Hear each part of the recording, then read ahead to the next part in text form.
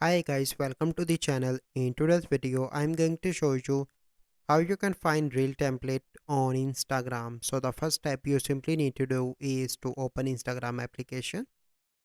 Once you open Instagram application, you simply need to click on the plus icon in the bottom. And here you can see on the reel section, you simply need to click on templates. And here you can find plenty of templates. And if you want, you can save them as well by clicking on this save button. So you can find your save template here.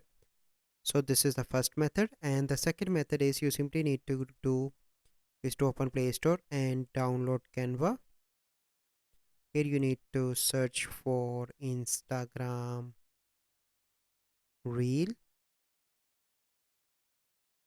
So you can find Instagram Reels video, and you can find plenty of different templates here. You can select by style, and you can apply different filters as well here, as you can see. So this is the process. I hope you find this video helpful. If you find this video helpful, must like this video, subscribe to our YouTube channel for future videos. We'll see you in the next video. Thank you. Have a good day.